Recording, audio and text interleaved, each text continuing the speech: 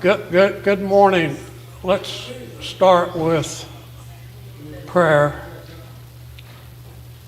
God of ages past, present, and always, we thank you for the saints of our heritage to be mentioned this morning and the others who contributed along with them.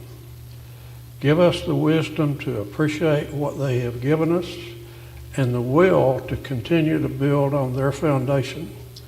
Thank you, and in Jesus' name we pray. This is not a history lesson. It's talking about the heritage of Methodism in the Tuckaleechee Cove. Delmer asked me the other day what the definition of Tuckaleechee Cove was. So at least my definition is starting about Kensal Springs and going to the park line and including Cades Cove, even though Cades Cove is separate. There's a lot of connection between the two coves, and particularly early days of Methodism. To start with, I want to call attention to some folks who have done what I'm doing in the past. This is Grace Dunn, who was a historian. Grace has been gone now for 35, 40 years, pretty good while. But she actually attended service in the old white church that was just off the other side. Another person most of you may know is Ribby Hall. Ribby hasn't been departed very long, but she was quite active in the history of the church and so forth. And another person who I had hoped was here, but I don't see her, is Frances Adams. Frances is still alive and has contributed to this service today. She's been very friendly, very helpful, and still loves this church. So, when did it start? Peter Snyder was the first European settler to come into Tuckaleechee Cove. He came in the late 1790s. Family tradition says that he was here in 1795. There's no hard records that I'm aware of that says that. But the rest of the beginning of that story is that when he got here, all of Tuckaleechee Cove was an active Cherokee village. And he became friends with the chief and some of the other Native Americans that was living here. Some of them down in the area where Richard and Debbie's barn is. And across the road was a development that was put in the 40s that was called Tuckaleechee Village. And it was no accident that it was called Tuckaleechee Village.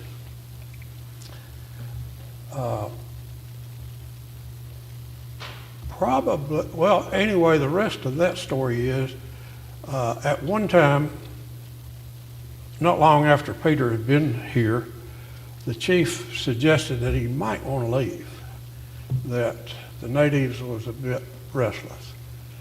And he went back to Fort Gamble, where he had come from.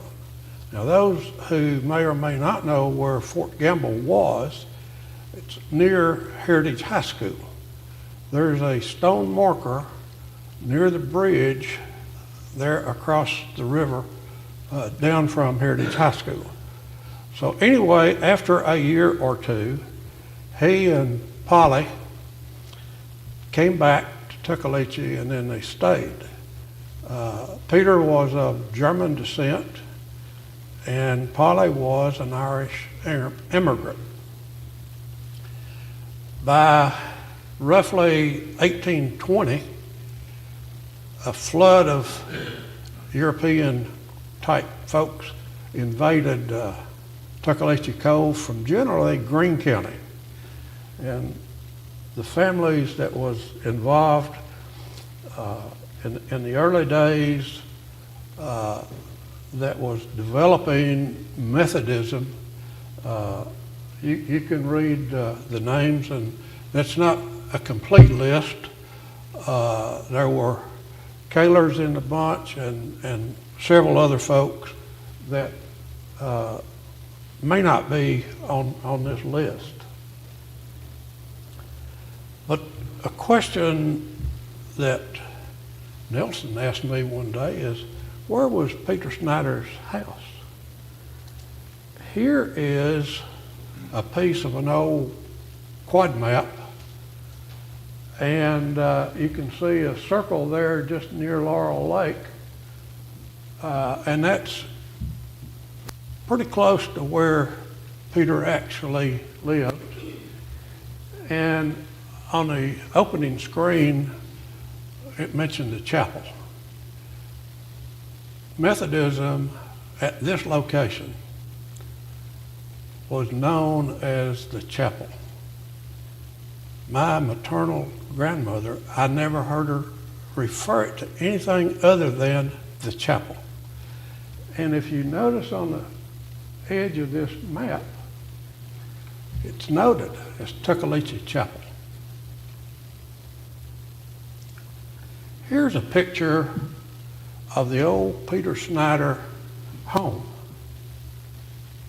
And the three folks who are in that picture, the one on the left is Will Lawson. This picture was made around 1950. Will was actually living in that house. Now, over 100 years or so, there was quite a few additions and modifications to the house, but the old original log structure was there, and Will and his wife was there. The other two folks are Pat Dunn and John Dunn, and later you'll see where they have been involved with this church. So, the early days of the early 1800s, and we could divide the 1800s probably in two categories. One would be generally pre-Civil War and then post-Civil War. But there wasn't a lot of records kept, so there's gaps in what we know and what we speculate. But the folks who were here wanted a connection to the church. And they would gather at camp meetings and so forth.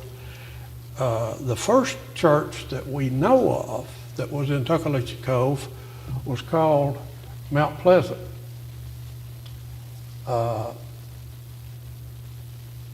And it was, the deed was transferred as early as 1831. The Holston Conference came into being in 1834. So the residents of Tuckaleechee Cove were active in Methodism from the absolute beginning, really. Now think about the lifestyle of these folks. When Peter Snyder came to Tuckaleechee Cove, there was nothing here in the way of infrastructure. And over the years, we got some roads, and then later we got more roads, and and later even more roads. But nevertheless, infrastructure has changed a lot, and in that early group of folks that were here they formed a society. And those of you that know Ray McCampbell, Ray had a document that he copied, and here's a copy of it, that actually shows names of families that was a part of Methodism in those 1800 time frame. And this is a printed copy, but this is a very valuable historical piece for this church, and it is stored in the cabinet in the assembly room. So it's there for use. The first preacher who was connected to the chapel was I.P. Morton. And he was assigned here about 1890. And he was pretty good at records. He, in his book, talks about his first trip to his new assignment in Tuckaleechee Cove, and the first person or family that he met was Colonel Hap Tipton.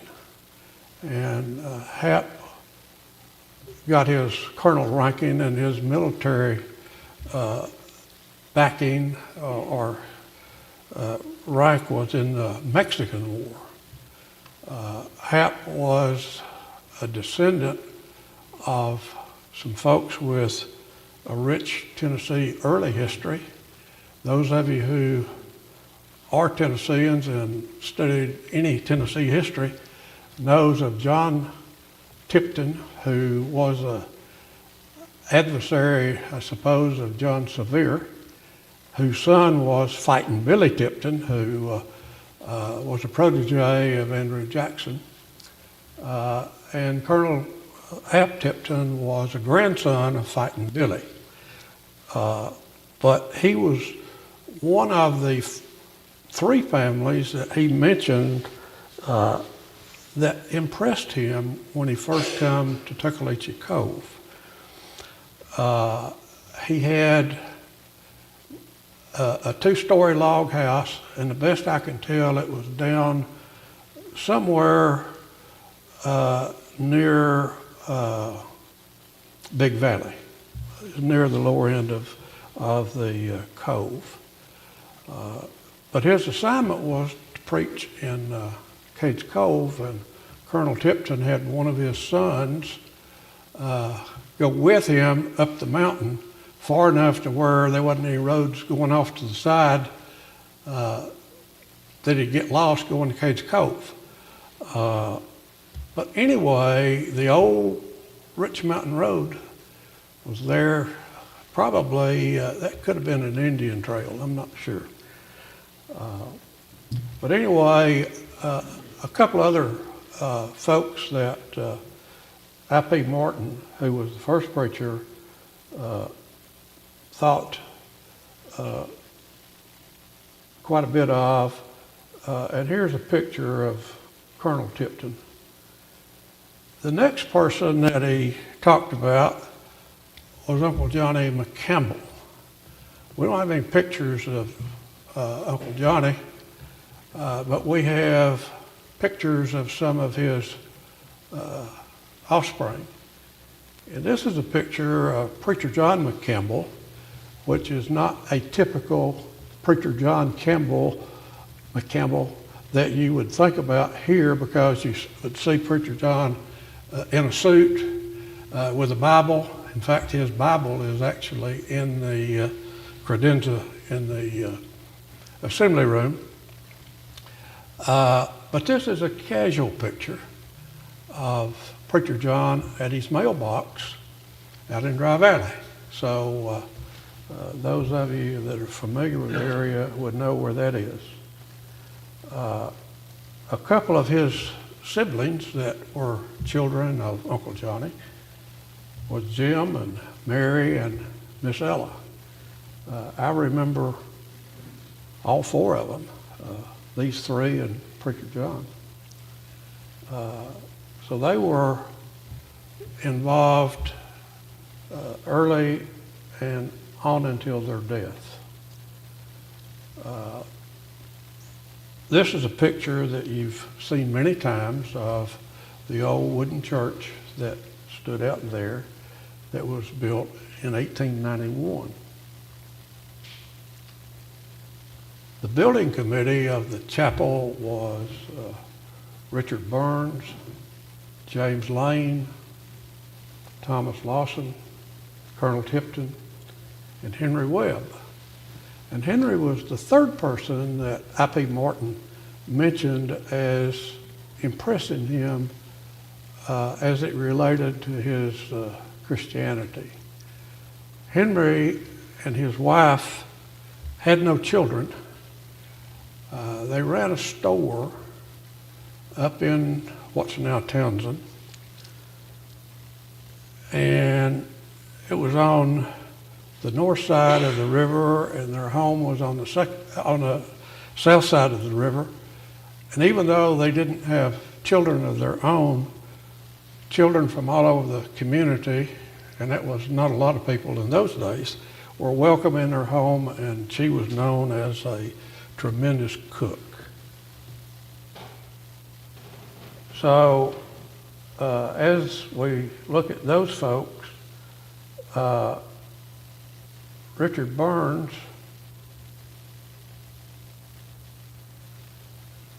we have a picture of him, and it just so happened that I had a big picture of him that we was able to pare down and get here. Now Richard family, there's a lot of them, and those that know some of the folks by the Burns name that live in Dry Valley are descendants of Richard. In fact, my maternal grandmother was a granddaughter of his, so I have a connection to Mr. Burns. Now, Don Prater and I have tried to connect the Tuckaleechee Burns family to Richard, and we hadn't been able to do that yet. But probably they descend from a brother of Richard's. Richard lived up in the general area of Wires Cove Road, and probably near the Burns Cemetery, if you know where the Burns Cemetery is. The list of charter members of Tuckaleechee Chapel is incomplete. This is the list that has been preserved. We just saw a picture of Richard Burns, Miss Dunn was a daughter of Colonel Tipton, and her husband had died with appendicitis. They were living in Cage Cove, and you may know where the old Tipton place is on the backside of the cove. Anyway, by the time I.P. Morton comes to Tuckaleechee, she and her two children are living with her father and mother, Colonel Tipton.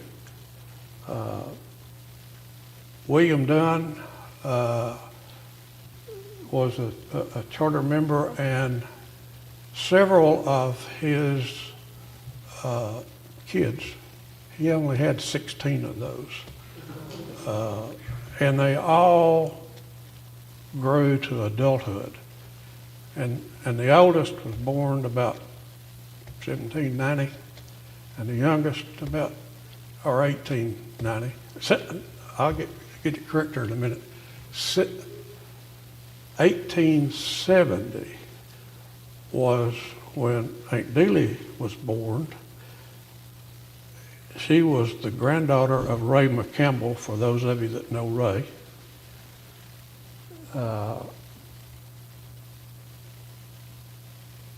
Henry Lane, that was mentioned before. Rachel Lawson, another daughter of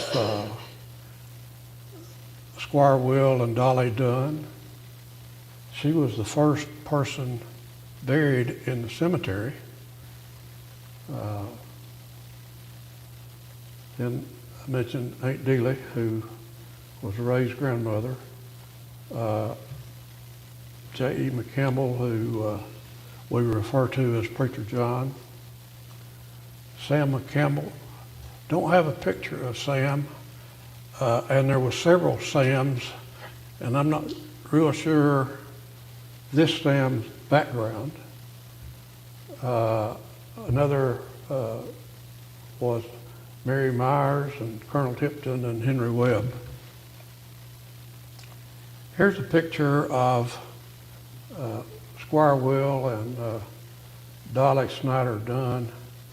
Dolly was the granddaughter of Peter Snyder, first settler, and the daughter of George Snyder, who he and his brother Mose were extremely active in the development of Methodism in Tuckaleechee Cove in the early 1800s.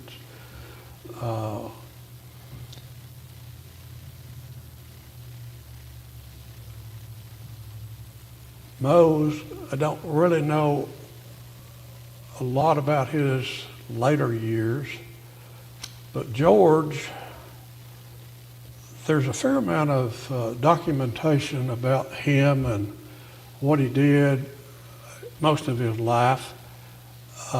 There's a book at the Heritage Center that the archaeologist that was involved with the digs down near Richard's place talked about him and the fact that the Civil War actually broke him financially. And he moved from Tuckaleechee Cove down near the old Fort Gamble, near Heritage High School, and actually had a store down there along Little River in his later years. So George was involved.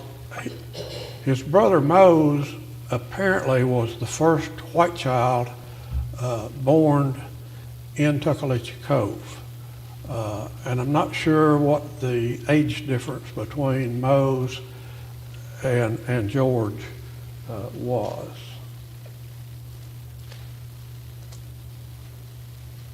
Here's an actual picture of the old chapel.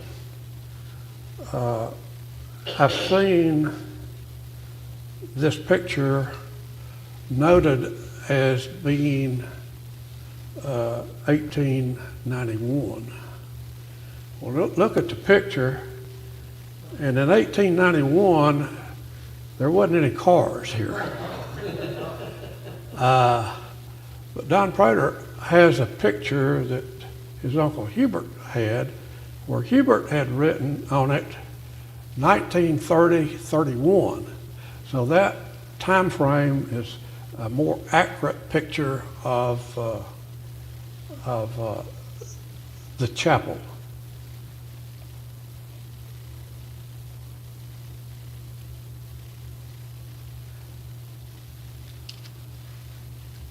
During the 1800s, mid-1800s,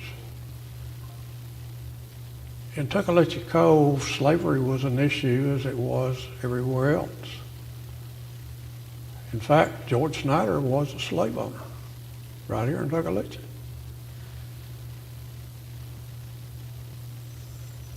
the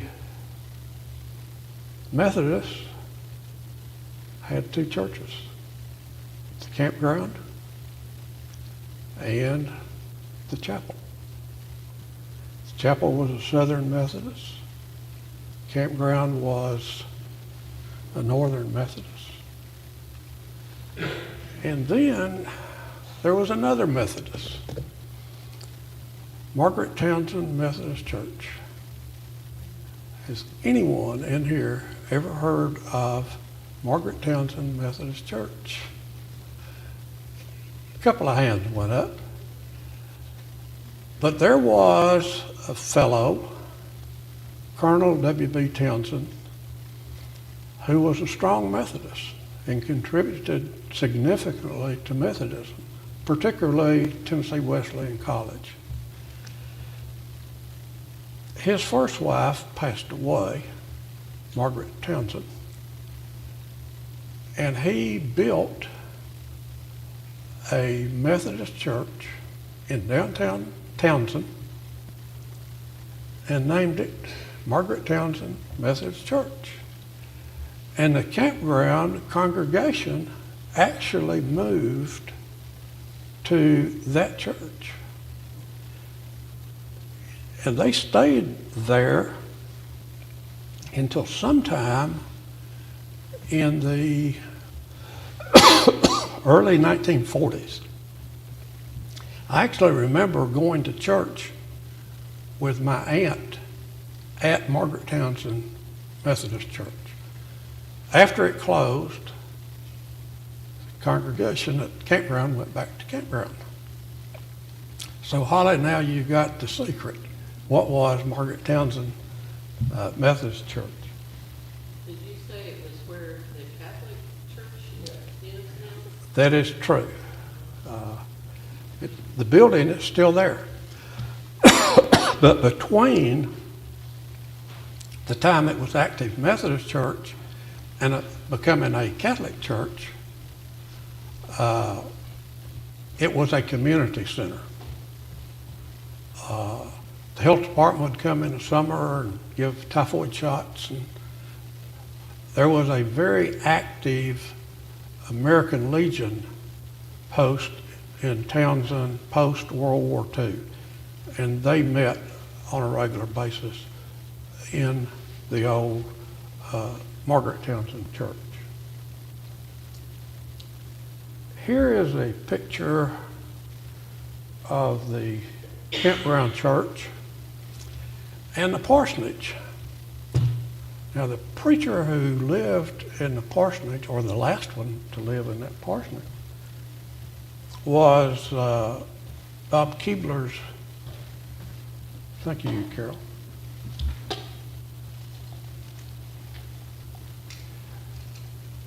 Some of you know Bob. His wife, that's good, thanks. His wife was here before Brenda Carroll, and she's at the campground now as a minister. I've heard Bob talk about living in that parsonage, and think about this being in the late 1940s. There was no central air. I'm not even sure there was electricity at the time, and probably a cistern as a source of water. So the new highway came through and took the parsonage. But the parsonage was like a lot of other buildings in Townsend. It got moved, and it still exists in Townsend. So it's somewhere between the Strawberry Patch and the new Townsend shopping, between the river and the old highway is where that building is. And one of our former church members, Nola Lale, who has several children that are members here now. Nola's probably been deceased, I don't know, 40 years, 50, whatever. But anyway, she was one of the first people to live in the moved old parsonage once it happened. So the next phase of where we go from the old chapel would be this building, the stone church. And Paul Worley was the minister here when the work began to make the project happen. There is a row of pictures in the hallway behind this building of past pastors, but Worley is not there. But he is over in the kiosk at the cemetery. So if you want to see what Paul Worley looked like, and people, old timers, talked about Paul Worley being here until they died, and some of them lived to be 90 plus years old. This was in the late 1930s. Paul eventually wound up being minister at Church Street in Maryville, or Knoxville, but he always come back here if he was invited. It was kind of home to Preacher Worley. The building committee was Preacher John, Dunn, Earl McCampbell, and Will Lawson.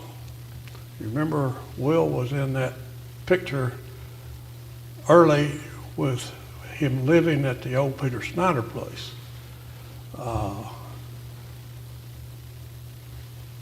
Will passed away in the very early 1950s, 51, 52, somewhere in that time frame. He was a good, staunch church member, and a couple of weeks ago there was an old harp singing here, and Will had a very deep bass voice and an avid old harper. So you could always count on, when he was here alive, being at an old harp singing. And back in those days, old harp singing was a big deal. They'd have dinner on the ground and actual program about 2 o'clock in the afternoon and so forth. So culturally, old harp singing was a big deal. The finance committee was Ella Webb, and I knew her as Ma Webb. She lived up in the middle of Townsend. She was a granddaughter of Colonel Tipton and was living with him after her dad died when I.P. Martin first came to Tuckaleechee. Jim McCampbell, you saw a picture of Jim earlier with his two sisters as siblings of Uncle Johnny.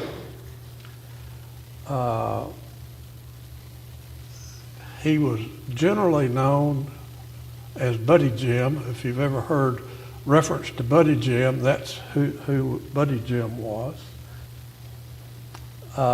Mike Dunn, another child of Squire Will and Dolly Dunn. He and John Bryant. So all along the way, there's pictures of most of these people. And when I was looking at this list, we don't have a picture of John Bryant. So I found a picture of John Bryant. John was standing out here in the road, and I think that was a picture that the Wackles made when they were here, and they made pictures of all the families in the community, really. John lived in Dry Valley, near the intersection of, I guess it's Dry Valley Road and whatever that circles back from over where Preacher John lived, whatever that road name is. So that's where John lived. He was a farmer. For those of you who generally know the Dry Valley area, up above the caverns, there's a lot of Burns family that lives in there. They are grandchildren and great-grandchildren of John and Ruthie Bryant.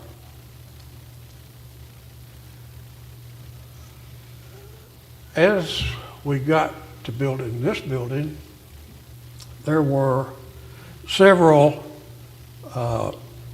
surviving charter members of the chapel, Preacher John being one,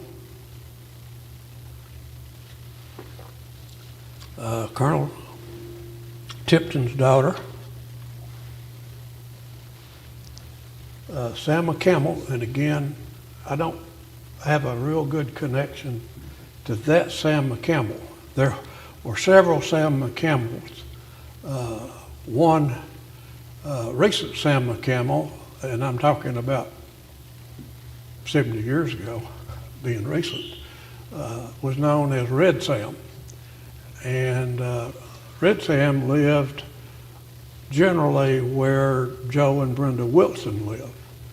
There was another Sam McCammell that lived up in the upper end of Dry Valley, but I'm not real sure just which Sam McCammell this was. Another person who survived from being a charter member till this church was built was Aunt Dealey McCammell and Mary Myers. And here's a picture of Aunt Dealey that was made about 1950. There was a fella here in Townsend that had a motel, Darris Motel, basically across the road from Tally-Ho. And Mr. Darris went all over the community, making pictures of people and various things in Townsend. And this is a picture that he made, and it's in the archives at, or his pictures are in the archives at UT Library. And Beth and I went over and got some of those pictures copied, and so that's the background of this picture. I remember Aunt Dealey in the same era when that picture was made. Here is a picture at the beginning of the construction of this building. And I don't know who all of these folks are, but the fellow with the white shirt, white pants is Will McCammell, or Will Lawson, excuse me, who was in the very first picture of living at Peter Snyder's place. The fellow next to him is Mike Dunn. The shorter guy there is Com Dunn, and the guy seated is Preacher John, and the lady next to him is Miss Ella, who was Preacher John's sister, who was involved in the organization of this building.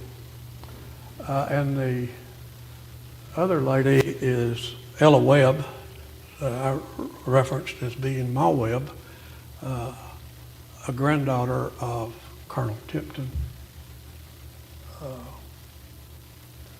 Here's a picture of Ma Webb that was made sometime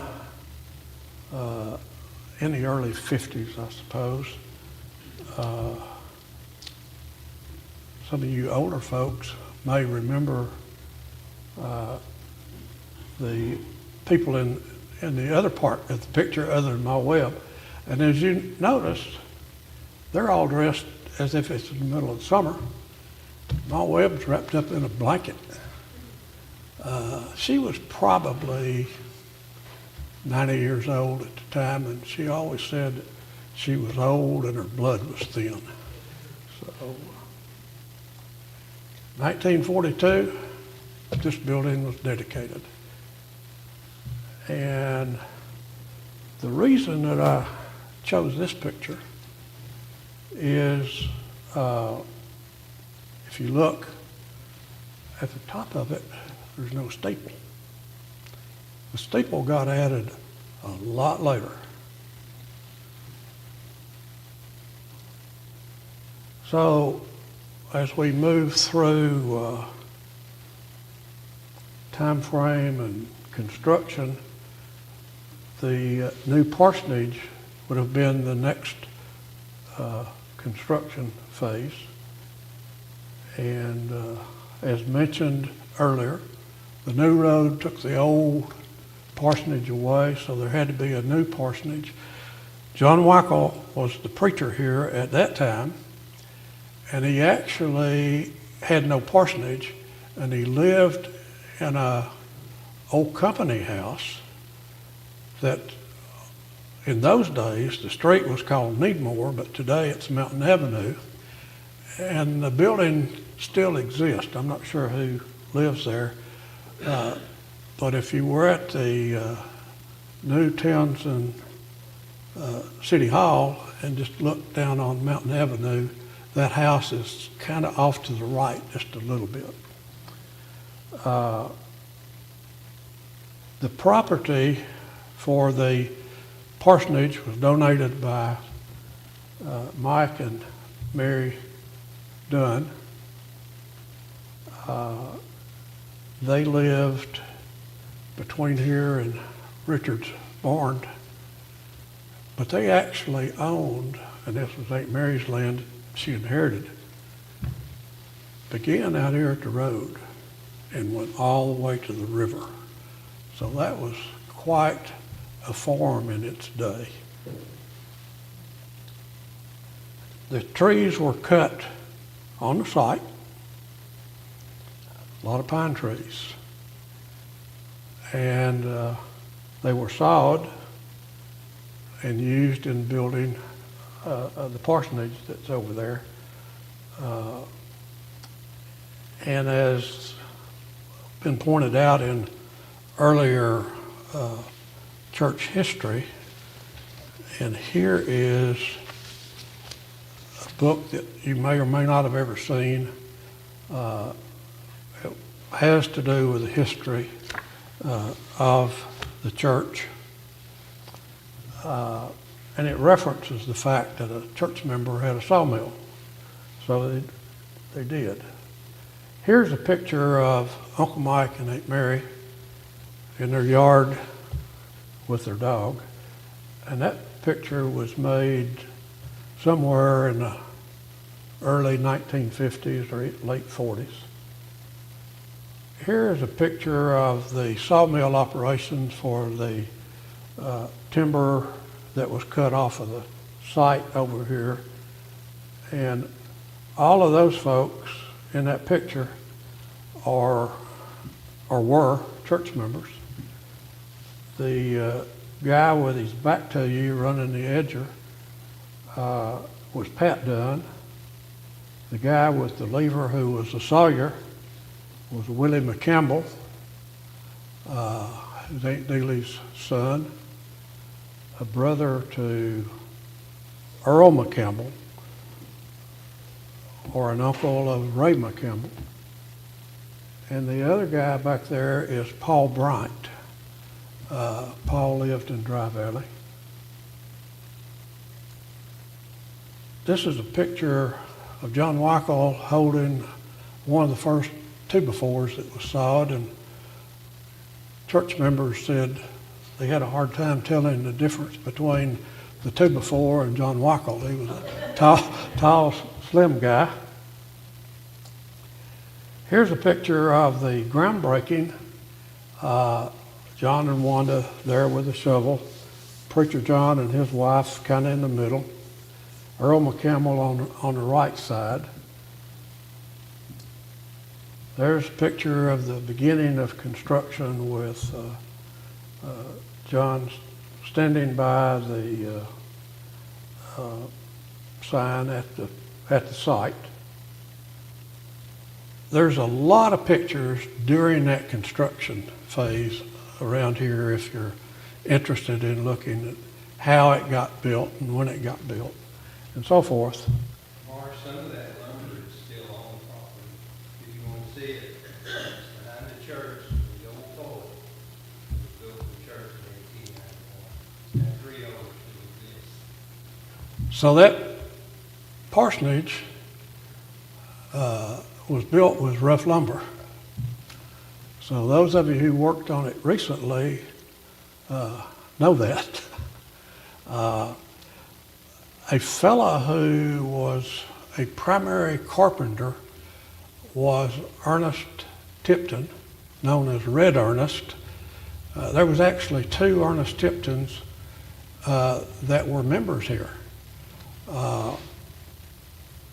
Their fathers were brothers. Red Ernest lived down past the cemetery where the lady just built the new brick house. That's where Red Ernest lived. And the other Ernest lived up where Willie and Alda Mae Bricky lived. And that Ernest was an engineer with Little River Lumber Company, and then later went to West Virginia and worked as an engineer in the mines. Then he moved back here and was living there and attended church. The 2 Ernest fathers were brothers. One was Uncle Henry Tipton, and he lived on the river, right across the river from Glenn and Carroll. He was about 100 years old when he died. I remember when he died, his tomb marker indicates a birth date. But what I remember of Uncle Henry was he didn't know when he was born, but he remembered the Civil War. So he was old enough at that point to where he could remember what was happening. So he would have been roughly 100 years old or so when he passed away. He was a nephew of Colonel Tipton. Uncle Henry and Uncle Johnny and their sister were orphans, and Colonel Tipton actually helped raise those 3 kids. So he was quite a guy, apparently. The last part of the construction phase of Tuckaleechee is the building where we had coffee and pastries.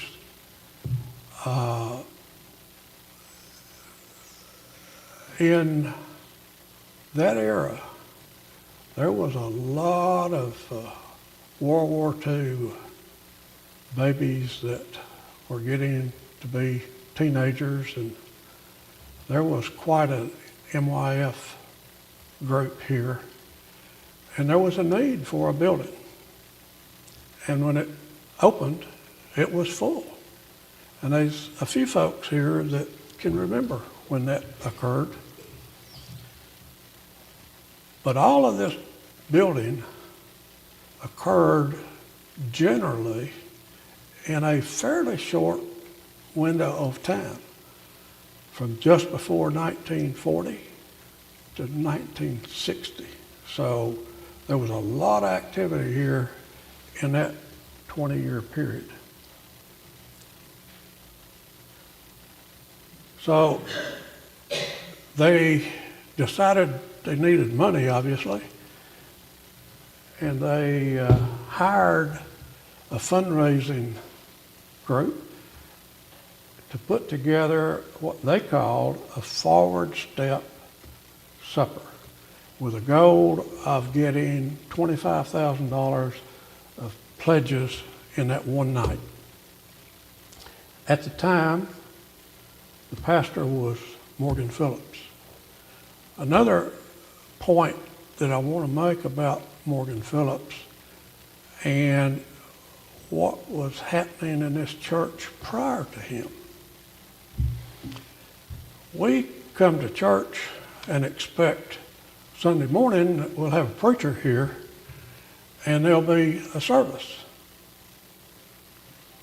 Before Morgan Phillips, John Weichel and all the way back to I.P. Martin, Martin preached here on the fourth Sunday. The other 3 Sundays, there wasn't a worship service with a preacher. There was Sunday school, there was other kinds of gatherings. And Morgan Phillips was the first full-time preacher here and the first one to live in the parsonage. But during that era, Earl McCampbell taught a Sunday school class in that room right over there that the young ladies attended, people like my mother and other folks. And back in this room was a Sunday school class that Preacher John taught of men. The old men, my granddad's age, etc., was right over here where Dunn and Nelson are sitting. And the old ladies was in this room right here. And there was a stove in that room so they could have some heat. So anyway, Sam Hanley was the chairman of getting this building program started. Preacher John was the honorary chair. Hubert Burns was the building fund treasurer, and Helen Dunn represented the WSCS. So here is a brochure of that supper that they had and arranging for, or hoping to arrange for $25,000. We've heard Sam Hanley's name mentioned several times, and the guy that's in the edge of the picture to the left is Sam Hanley. And the guy with the black hair is his son-in-law, and I'm not sure exactly who some of these others are, but that's a picture of that supper that they had, and it was up at the schools where it actually occurred. The groundbreaking was September the 14th, 1958. And I.P. Martin was here for that groundbreaking. By that time, Max Allison was the minister. D.H. Tipton was the fund chairman. And for those who may or may not know who D.H. Tipton was, he was a member here. He was the last superintendent of the Little River Lumber Company, and he was a benevolent fellow. He donated the land for Wesley Woods. He made a major donation to Asbury Acres nursing home on 411 Seville Road there in Maryville. Preacher John's wife represented the WSCS. And then there was some kid there representing MYF in those days. And the first service was February of '59. So the building got built pretty quick, and it was occupied not many months after it got started. I mentioned D.H. Tipton. D.H. is the fella on the right side. The lady in the middle is his wife. She was a daughter of Colonel Townsend. And the lady on the left is their daughter, Mary. So that concludes the period from Peter Snyder to that building. And now, those of us, or the younger ones, need to pick this up and go forward. See, there's another 60 plus years of history of this church that hadn't been mentioned. And it looks like I have gone over my time, so I'll hush. I'm not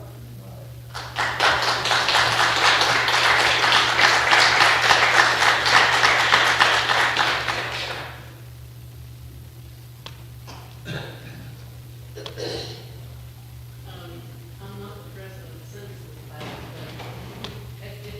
but we appreciate Lamar doing this, and we felt that it's supportive for those of us who haven't been around all the time to kind of know how things can be the way they are now. Some of you may not know what WSCS stands for. That's the predecessor to the United Methodist Women, UMW, which is the predecessor now to the United States. So, we're the third iteration of that.